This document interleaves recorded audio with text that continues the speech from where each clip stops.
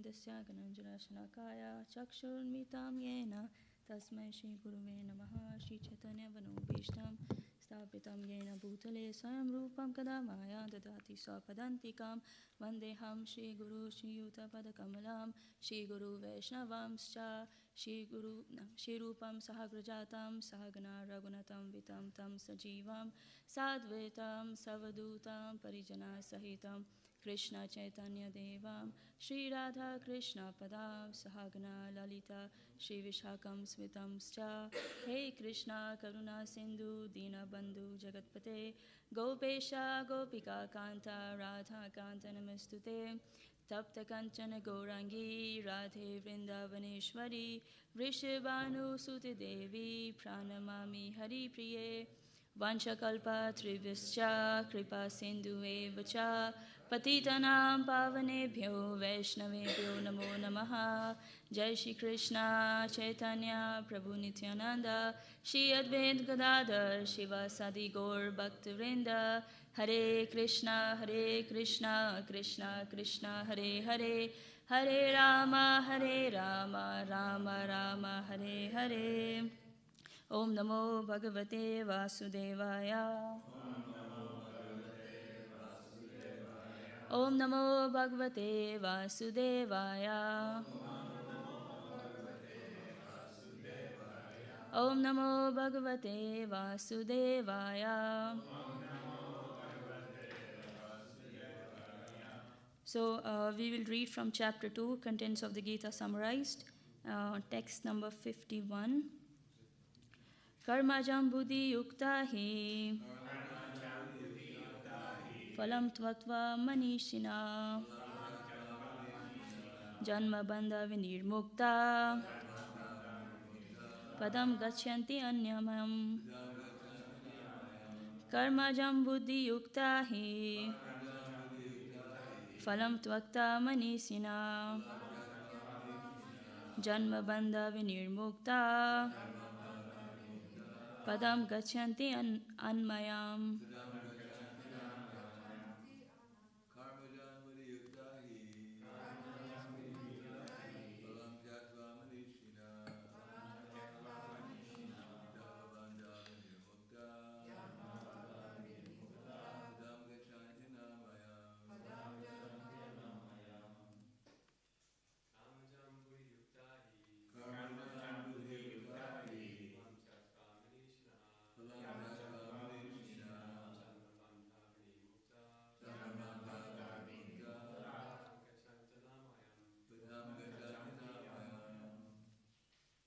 Ladies.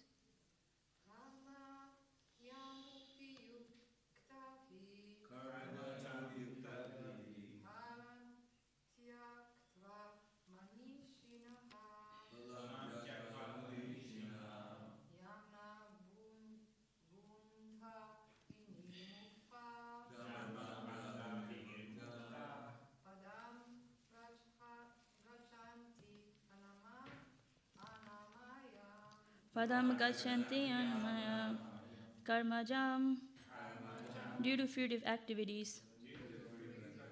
Buddhi yukta being engaged in devotional service. He certainly. Phalam results. Tvaktva giving up. Manishina great sages or devotees. Janma bandha from the bondage of birth and death. Vinirmukta liberated. Padam physician. Gachanti they reach. Anamayam without miseries. Translation and purport by His Divine Grace A.C. Bhaktivedanta Srila Prabhupada, Swami Srila Prabhupada. By thus engaging in devotional service to the Lord, great sages or devotees free themselves from the results of work in the material world. In this way, they become free from the cycle of birth and death and attain the state beyond all miseries by going back to Godhead. Purport. The liberated living entities belong to that place where there are no material miseries. The Bhagavatam 10:14-58 says, Samashritaye pada phala phalam mahat padam punya yasho murare bhavam buddhir vatsa padam param padam padam padam yad vipadam natesham. For one who has accepted the abode of the lotus feet of the Lord, who is the shelter of the cosmic manifestation and is famous as Mukunda, or the giver of mukti, the ocean of the material world is like the water contained in a calf's footprint. Parampadam, or the place where there are no material miseries, or Vaikuntha is his goal, not the place where there is danger in every step of life. Owing to ignorance, one does not know that this material world is a miserable place where there are dangers at every step. Out of ignorance only, less intelligent persons try to adjust to the situation by fruitive activities, thinking that the resultant actions will make them happy. They do not know that no kind of material body anywhere within the universe can give life without miseries. The miseries of life, namely birth, death, old age, and diseases, are present everywhere within the material world. But one who understands his real constitutional position as the eternal servitor of the Lord, and thus knows the position of the Supreme Personality of Godhead, engages himself in the transcendental loving service of the Lord. Consequently, he becomes qualified to enter into the Vaikuntha planet, when there is neither material, miserable life, nor the influence of time and death. To know one's constitutional position means to know also the sublime position of the Lord. One who wrongly thinks that the living entity's position and the Lord's position are on the same level is to be understood to be in darkness and therefore unable to engage himself in the devotional service of the Lord. He becomes a Lord himself and thus paves the way for the repetition of birth and death. But one who understanding that his position is to serve, transfers himself to the service of the Lord, at once becomes eligible for Vaikuntha Loka. Service for the cause of the Lord is called karma yoga or buddhi yoga, or in plain words, devotional service of the Lord.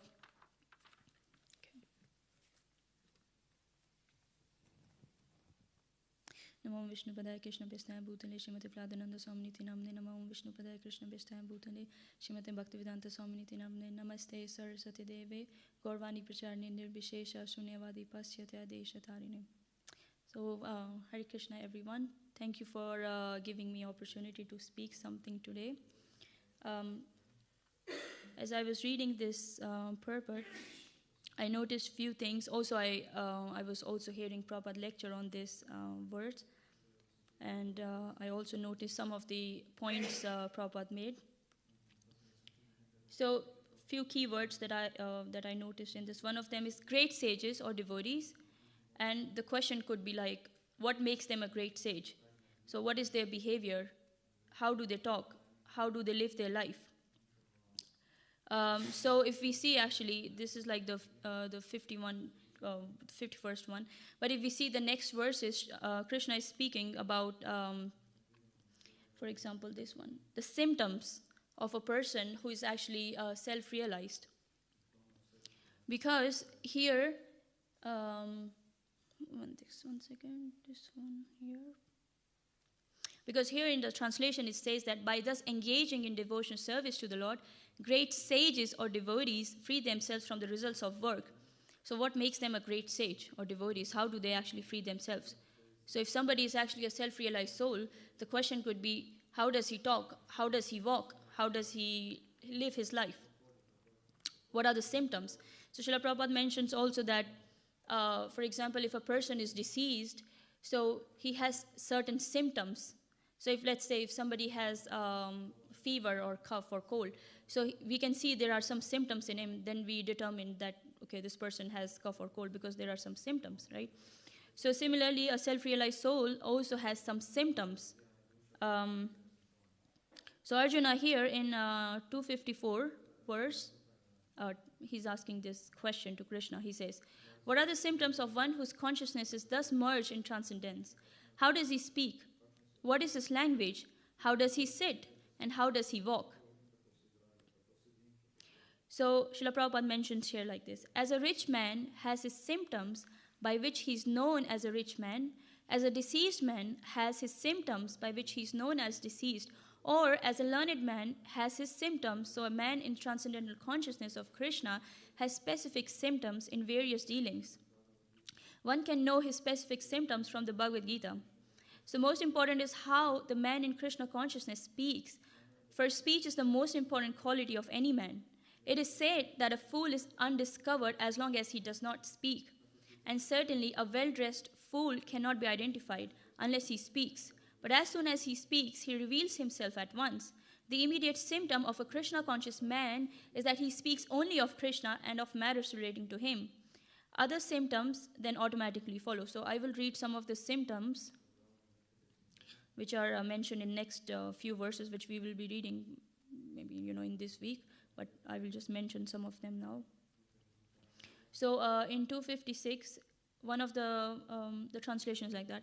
One who is not disturbed in mind, even amidst the threefold miseries, or related when there is happiness, and who is free from attachment, fear, and anger, is called the sage of steady mind. So I would just like to elaborate a little bit this one. So why one is not actually disturbed? Because he is not in the bodily concept of life. A person who is self-realized is not actually on this bodily concept of life. So when we are on the bodily concept of life, that's when actually we are disturbed, because we can be, I'm sure we all have some difficult times in our lives. We all go through some difficulties. But we are disturbed because we identify ourselves as this body. I can say like I am Nitya Seva, but I'm actually not this body even. Because Lord Krishna, the first instruction of Lord Krishna in Bhagavad Gita is Dehino yasmin yatha dehe kovaram yovanam zara tata dehantra praptir dhirastatra namuyate. Just as the embodied soul passes from boyhood to youth to old age, similarly the soul passes into another body at the time of death. A sober person is not bewildered by such a change. So Lord Krishna is also telling us that we are actually not this body, but we are actually a spirit soul. So we get disturbed in difficult situations because we are on the bodily concept of life. Another one is 2.57. In the material world, one who is unaffected by whatever good or evil he may obtain, neither praising it nor despising it, is firmly fixed in perfect knowledge. So purport is like this. There is always some upheaval in the material world, which may be good or evil. One who is not agitated by such material upheavals, who is unaffected by good and evil, is to be understood to be fixed in Krishna consciousness. As long as one is in the material world, there is always the possibility of good and evil, because this world is full of duality. In Bhagavad Gita also, it is mentioned that we have three kinds of miseries. One is the misery which we get from our own body and mind. When we are so disturbed with our own, we have diseases and mind is disturbed, we cannot concentrate. Another one is when we get miseries from the material nature, for example, the natural disasters, earthquake and floods and so on. Recently I think there was, it was coming on the news, there was some kind of war or what's the name of this country? It's a Muslim country and I forgot.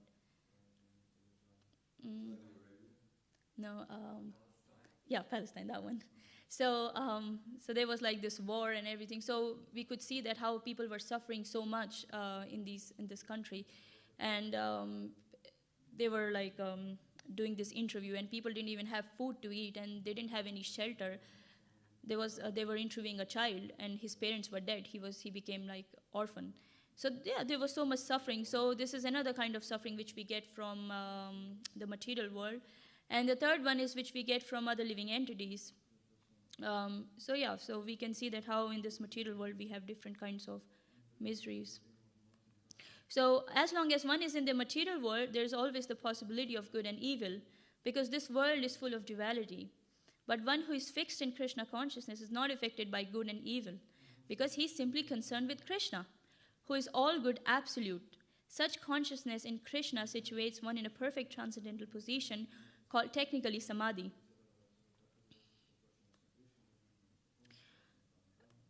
So now another question could be, how is the person who is self-realized, how is he situated in his position?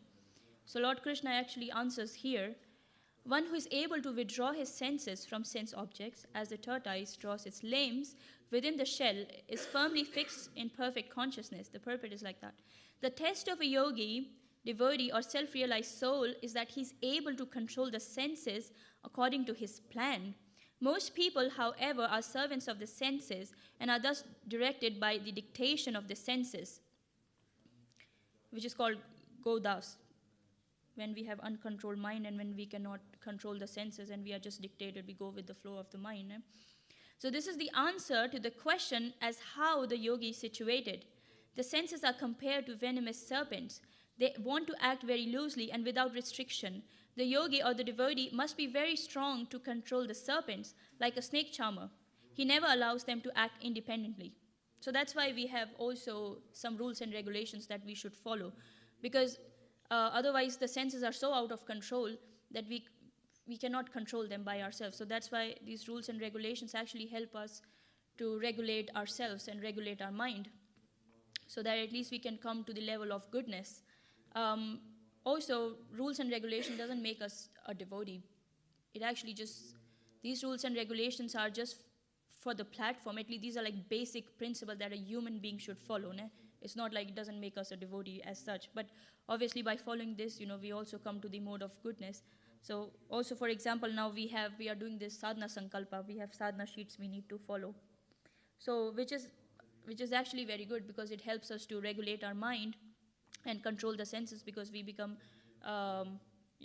like balanced and regulated in all our activities every day. So Srila Prabhupada says here, the first principle or the first symptom of a self-realized soul is that he does not make any plan for his prosperity. Because we are always busy in making plans. Now I should do this, I should do that. We are always making plans for our future. I mean, I'm making plans. I even made plans for the next year. I'm like this. I'm always making plans. So, but the self-realized person, he's not making plans for himself as such. Now, obviously, we should, in one sense, we should make some plan for the day, like what activities should I do, because it helps us to regulate our mind. It's not that because it says here that self-realized soul that doesn't make a plan. So, I mean, we are not self-realized yet, at least me, but we should make a plan because we dovetail our activities in Krishna consciousness. I mean, externally, if we see, we are doing sort of same things externally. If we see, like we also cook, people outside in the world are also cooking. We also sleep, we cook, we work, we sell books, for example, but our books are not like ordinary books. They are transcendental books. For example, when I go to Chopava, when we all go on Sankirtan, we see these people who are selling magazines. And they're just selling like useless magazines. So anybody who is, but the activity is same in one sense, because that person is also selling and I'm also selling. But the difference is that we are selling the books about Krishna. We are not selling like some ordinary literature. So anybody, so although the person externally is also selling, but the person who is selling the mundane literature is neither benefited, nor the person who purchases them or buys them, nor the person who reads.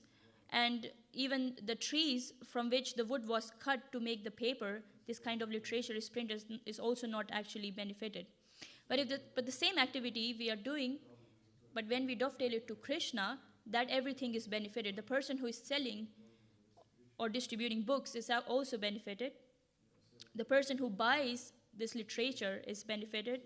The person, even when they hold Bhagavad Gita, is also benefited. Like when I'm distributing Bhagavad Gita, something that I have personally noticed is that when I give them Bhagavad Gita, when I'm just showing them Bhagavad Gita, and when I'm speaking about Bhagavad Gita, they don't seem to be very convinced, and they don't take Bhagavad Gita then. But somebody told me that when you distribute books, when you have to give Bhagavad Gita in their hand, because it has a lot of potency. So when I give them in their hand, it's like 90% they take the book. But otherwise, when I just show them, look, this is the book, they never take it, usually, most of the time. So yeah, anyone who is distributing, even the selling we are doing is actually transcendental. It's like, Srila Prabhupada says that it's like dropping bombs in the middle of the battlefield. So even the cooking that we do, it may seem we are also cooking, maybe somebody who is a vegetarian, especially nowadays, when I go out on Sankirtan, I meet so many people who are vegetarians and vegans and this kind of, which is a nice sentiment. appreciated, but even when we don't offer the food to Krishna, it has a lot of sin. The person who is cooking, his consciousness goes in the food, and if it is not offered to Krishna, it's actually has a lot of sin. So, but our cooking is not just like ordinary cooking. We actually offer it to the Lord. So the activity seems like same externally cooking, but because we dovetail it to Krishna. So this is the difference.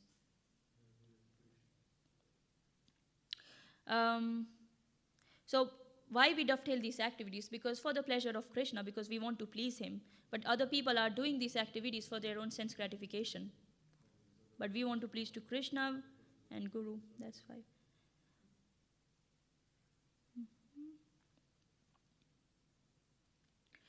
So Srila Prabhupada also mentions here,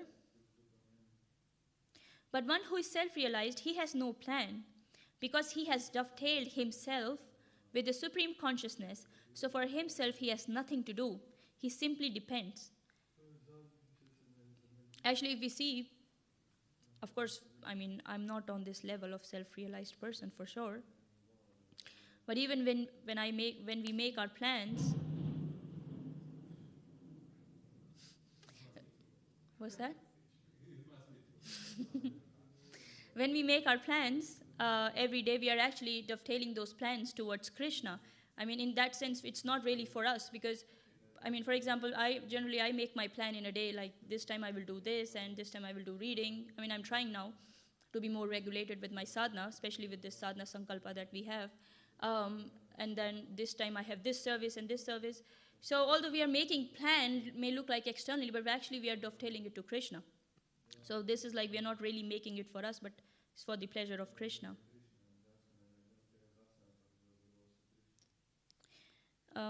So Srila Prabhupada says here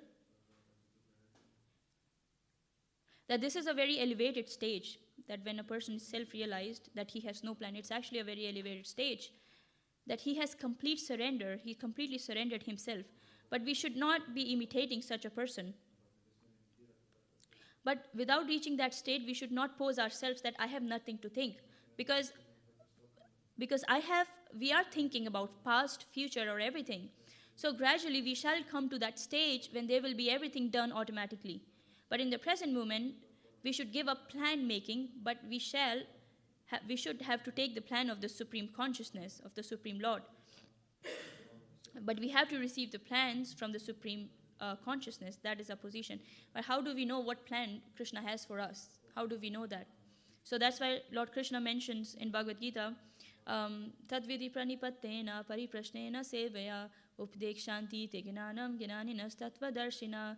Just try to learn the truth by approaching a spiritual master, inquire from him submissively, and render service unto him. The self-realized soul can impart knowledge unto you because they have seen the truth. So how do I know what's my duty? So I have to approach a spiritual master. We have to approach a bona fide spiritual master in order to know what is my duty. Because I don't know what Krishna wants me to do. So we have to know what Krishna wants me to do by approaching a bona fide spiritual master. Now actually if we come to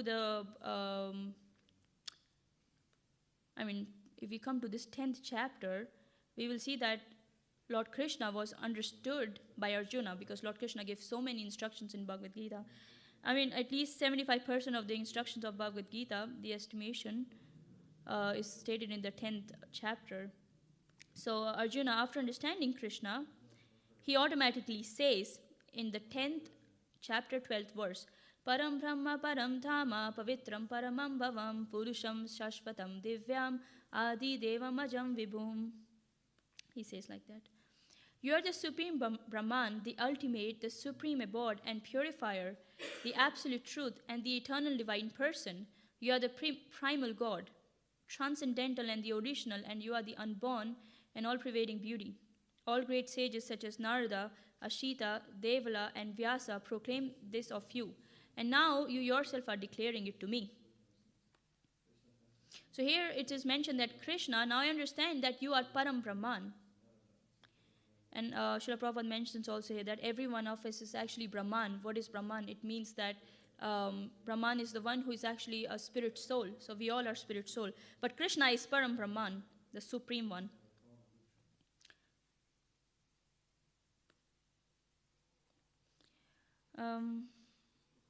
So also Prabhupada mentions here one verse, says like that. The wise engaged in devotional service takes refuge in the Lord and free themselves from the cycle of birth and death by renouncing the fruits of action in the material world. In this way, they can attain that state beyond all miseries.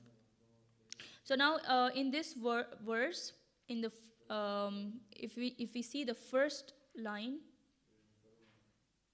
it says karmajam. Karmajam buddhi yukta hi. So the karmajam. So here actually Prabhupada mentioned that the meaning of this is every action that we are engaged in also produces some reaction. So whatever actions we do, it produces reaction, which is actually a bondage for me. So if we see, we all are actually bound up by so many laws. So this is our position. This is the conditioned stage of life. There is no freedom. People say, I want freedom and independence. Real independence is when we depend on Krishna. That's actually the real independence. Real independence is not away from Krishna. It's actually by surrendering on to him. Because Lord Krishna also says, Sarva dharman paritajya mam ekam sharanam raj aham tam sarva papebhyo mokshayami masucha. Just give up all the varieties of religion and surrender on to me. I shall deliver you from all sinful reactions. Do not fear. So even if we see, we have to follow some laws, because we cannot make whimsical laws. If somebody sits in their room and says even Slovenia has some laws. Every country, everywhere, even there are some laws of the government, and we cannot just sit in the room and say I will make my own laws and I will not be caught. As soon as any citizen breaks the laws of the country, he's punished by the government. So similarly, if we don't follow what Krishna is saying, we will also be punished. So we're also bound by so many different, we are indebted also to so many demigods and Mother Earth and forefathers and relatives and so on. But actually the truth is we cannot individually fulfill everyone. So Krishna is the root of everything. So if we water the root, it's very natural that there will be flowers and the water will reach the flowers, the twigs, and everywhere, because we are actually watering the root. So when we serve Krishna, we are automatically also serving all the people that we are actually indebted to. So we don't have to individually go and serve them, because we cannot do, because there are so many demigods, so many. It's impossible to do. That's why Krishna, I just mentioned, Sarva Dharman, that's why he's saying to give up all the varieties of religion and surrender to him, and he shall deliver us from any sinful reactions.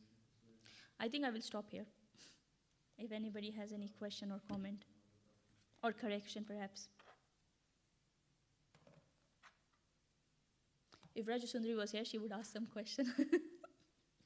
I was thinking that she will be here and I would get some questions from her. She's not here. Okay. Gurudev, do you have some correction? Okay. Thank you so much for your attention. I really appreciate it. Thank you for tolerating me for a few minutes. Gantra Srimad Bhagavad Gita ki jai, Srila Prabhupada ki jai, Gaur Premanande.